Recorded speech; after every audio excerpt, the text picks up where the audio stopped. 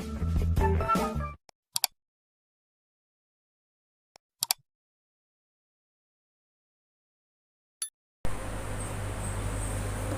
hamdalillah nahmaduhu wa nasta'inuhu wa nastaghfiruh wa na'udzu billahi min shururi anfusina wa sayyiati a'malina may yahdihillahu fahuwal muhtadi wa may yudlil falan tajid lahu waliyyan mursyida. Asyhadu an la ilaha illallah wahdahu la syarika lah wa asyhadu anna Muhammadan abduhu wa rasuluhu la nabiyya ba'dahu. Allahumma sholli ala Muhammadin wa ala alihi wa sahbihi ajma'in. Amma ba'd. Ya ayyuhalladzina amanu ittaqullaha haqqa tuqatih wa la tamutunna illa wa antum muslimun. Ya ayyuhan nasu taqu rabbakum alladzi khalaqakum min nafsin wahidah wa khalaqa minha zawjaha wa basa minhuma rijalan katsiran wa nisaa wattaqullaha alladzi tasaaluna bihi wal arham innallaha kana 'alaikum raqiba. Ya ayyuhalladzina amanu taqullaha wa qulu qawlan sadida yuslih lakum a'malakum wa yaghfir lakum dzunubakum wa may yuti'illaha wa rasulahu faqad faza fawzan 'azima. Qala aidan fi kitabihil karim bismillahirrahmanirrahim. Inna anzalnahu fi lailatul qadr wa ma adraka ma lailatul qadr. Lailatul qadri khairun min alfi syahr. Tanazzalul malaikatu war ruhu fiha bi idzni rabbihim min kulli amr.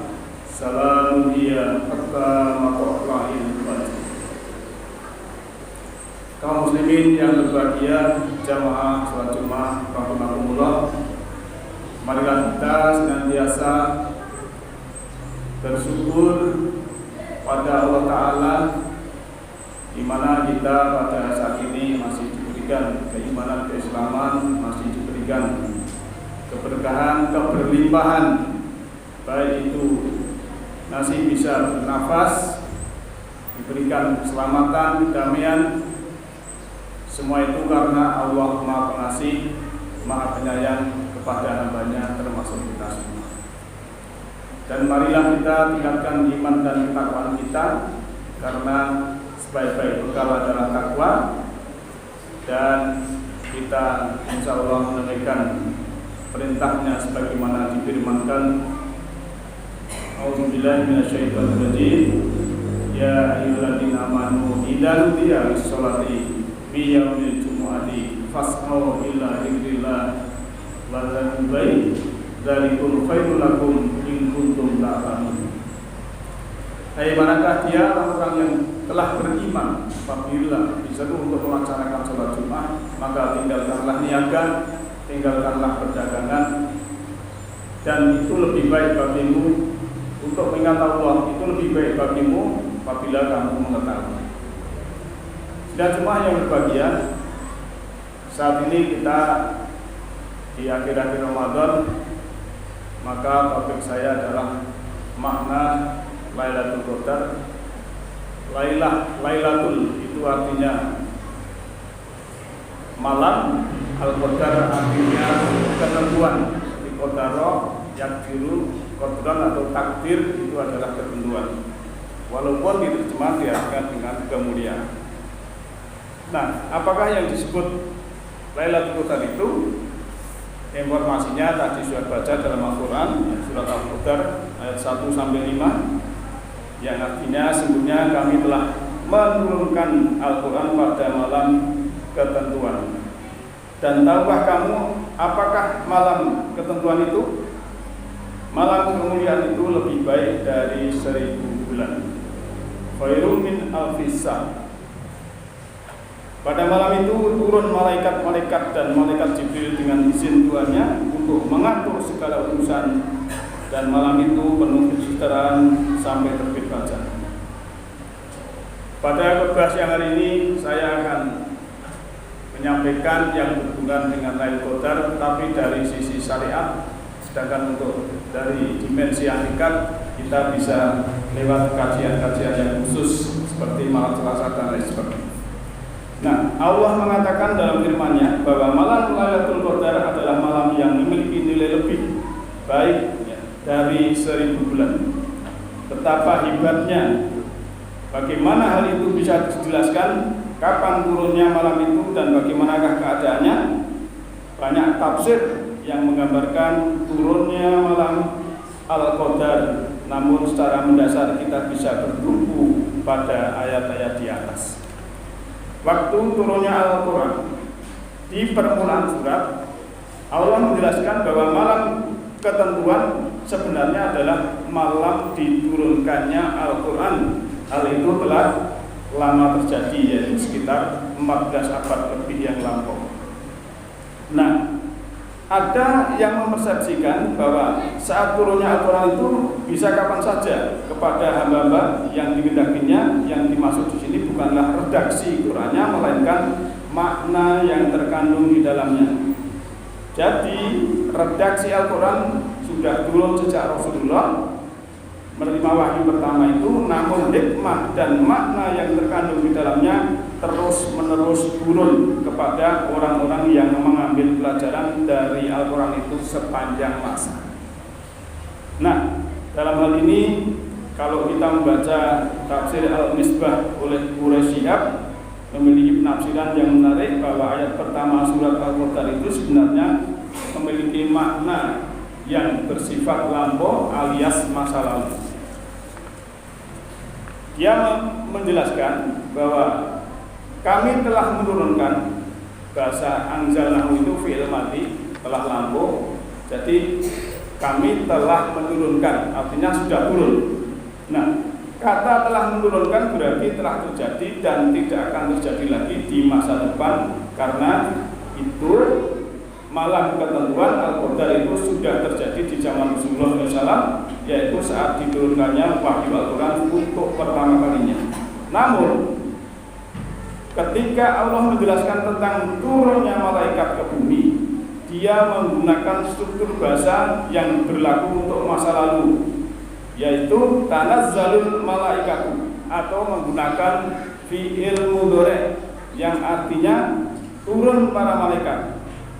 Hal ini menunjukkan bahwa para malaikat tetap turun di hari-hari terakhir setiap bulan Ramadan kepada hamba Allah yang saumnya dengan baik. Kenapa dikaitkan dengan Ramadan? Karena di ayat lain Allah mengatakan bahwa Al-Quran memang turun di bulan Ramadan, seperti yang sering saya sampaikan bahwa syahrul Ramadan alladzi unzila fil Qur'an hudan linnasi wa bayyinatin minal huda wal furqan. Bahwa bulan Ramadan, bulan yang di dalamnya diturunkan Al-Quran sebagai petunjuk bagi manusia dan penjelasan-penjelasan mengenai petunjuk itu dan pembeda atau furqan. Nah, dalam makna yang tersirat, kita punya kesan ya, bisa menangkap bahwa makna isi Al-Quran diturunkan oleh Allah lewat malaikat Jibril yang diiringi para malaikat lainnya kepada orang-orang yang saum dengan benar, tapi diturunkan bukan kepada sembarangan orang dan terus-menerus kepada siapa yang siamnya berkualitas, dan itulah yang akan mendapatkan malam ketentuan. Nah, Al-Quran adalah petunjuk bagi manusia, tapi tidak semua orang bisa memperoleh pelajaran dan hikmah daripadanya, kecuali orang-orang yang beriman dan membersihkan hatinya. Disinilah konteksnya bahwa orang yang saum di 10 hari terakhir bisa bertemu dengan Lailatul Qadar saat-saat turunnya Al-Quran. Ikhwaniddin sidang Jumat rahimakumullah.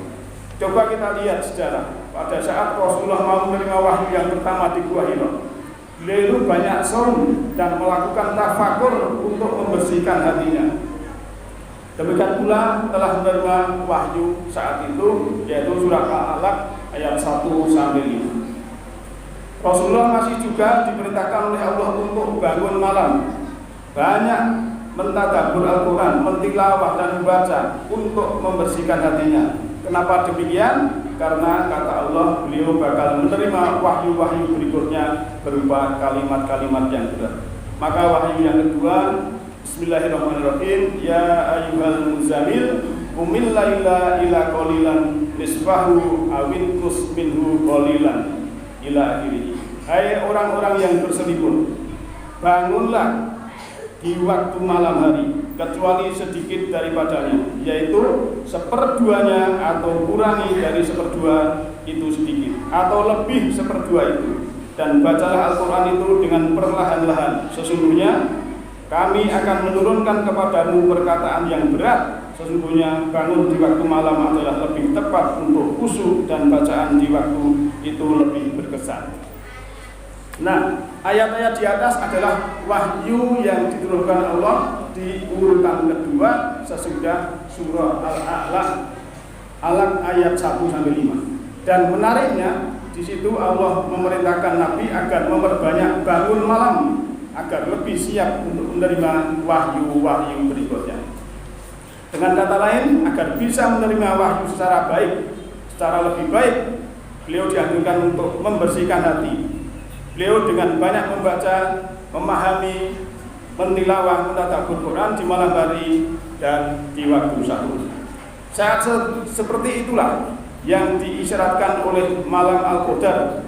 Orang-orang yang memperbanyak ibadahnya di waktu malam sampai menjelang fajar bakal memiliki peluang sangat besar untuk bertemu dengan para malaikat yang menaburkan makna Al-Quran ke hati mereka sebagai sebuah hikmah yang tiada ternilai tingginya.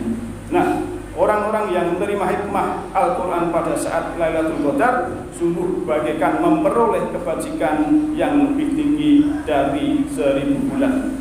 Karena Allah juga berfirman, yu'til hikmata may yasha'u wa may yu'tal hikmata faqad utiya khairan katsira wa may yadhakkaru ila ulul albab. Dia Allah telah memberikan hikmah kepada siapa yang dikehendaki. Siapa yang dikehendaki adalah orang yang memang memiliki dan mencari hikmah itu.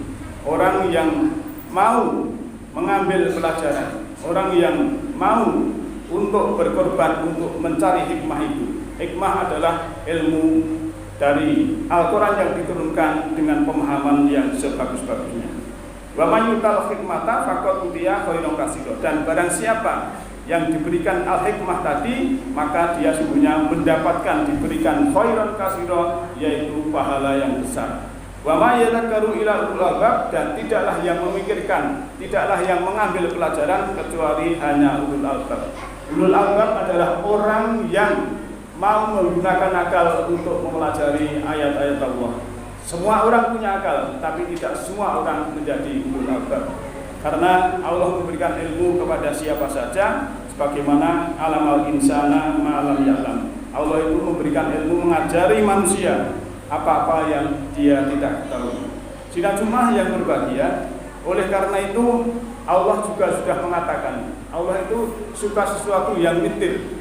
Witir itu adalah ganjil. Maka orang yang sudah mendapatkan pemahaman yang benar, dia sudah tidak tersentuh dualitas, dia sudah fatku raqabah, sudah membebaskan dari perbudakan. Sering manusia itu diperbudak oleh pikirannya dualitas. Ada benar salah, baik buruk, sedih suka. Memang manusia itu sedih suka, sakit mati itu adalah aksesorisnya di muka bumi ini. Maka manusia yang mendapatkan hikmah, dia akan selalu mutmainah, akan selalu menerima dua-duanya, baik yang disukai maupun yang tidak sukai. Semua itu ada pelajaran yang terkandung. Maka kalau kita mendapatkan musibah atau masalah, jangan dipandang dari masalahnya atau musibahnya, tapi kita melihat dari apa pelajaran yang ada, apa pesan yang ada. Setelah itu kita akan lulus dari Allah Subhanahu wa Ta'ala. Karena kadang kita itu diuji dengan yang baik, kita tidak lulus dan kita lupa kepada Allah. Tapi setelah kita mendapatkan ujian yang tidak menyenangkan, setelah kita menerima dengan baik, insya Allah Allah akan memberikan yang terbaik. Oleh karena itu, orang yang mendapatkan Lailatul Qadar, malam ketentuan, adalah orang yang sudah mendapatkan hikmah dari Allah, yaitu sudah fathul raqabah, sudah mendaki sudah membebaskan dirinya dari diperbudak oleh pikirannya sendiri, dia sudah lepas, sudah menerima Allah. Sebagaimana Allah kalau berbuat baik pada kita, kita selalu berbuat baik pada manusia, dan kita sudah mengalami di situ. Maka dalam Islam kita sudah harus lening tuno, kita memahami. Kemudian yang kedua ada lening tudu, kita menjalani. Yang ketiga lening tubi, kita sudah menjadi apa yang kita jalani itu setiap saat. Dan akhirnya learning to live together, kita sudah rahmatan lil alamin bersama-sama manusia yang lain untuk mempercantik dunia yang sudah cantik, memperindah dunia yang sudah indah, dan kita menjadi manusia yang indah dan baik. Kalau di dalam diri manusia ini sudah baik, melihat orang di luar baik semua. Kalau di dalam hati ini sudah damai, melihat orang di luar damai semua. Kalau di dalam hati kita ini sudah sejuk, melihat orang di luar sejuk semua. Begitu sebaliknya, kalau di dalam ini ada kemarahan, seakan-akan melihat orang di luar itu marah semua. Kalau ada kebencian di dalam, melihat orang di luar itu seakan-akan benci kepada kita semua. Dan itulah yang harus kita sadarkan pada diri kita masing-masing. Dan kita semoga mendapatkan keberkahan, mendapatkan Lailatul Qadar ini, keberkahan dari isi Al-Quran, pemahaman, dan kita akhirnya dalam 1 tahun selalu mendapat keberkahan, bukan hanya mendapat keberkahan di bulan Ramadan. Itu saja. Hadirin yang saya hormati, semoga yang sedikit ini memberikan manfaat untuk kita semua, khususnya diri saya, dan semoga Allah membimbing kita. Yahdillahu linurihi mayasa. Allah menunjuki cahaya berupa semesta rohani kepada siapa yang dikehendaki. Yang dikehendaki adalah orang yang mau mengambil atau mencari atau menjemput cahaya dari Allah Ta'ala, yaitu nur ilahi. Jalana Allahu wa yakum minal faizina aminin batqolana wa yakum bisumratihi badi solihin. A'udzubillahi minasyaitonir rajim. Waladhi yusawwirukum fil arhami kaifa yasha. La ilaha illa huwal azizul hakim. Wa qur rabbi wa anta khairur rahimin.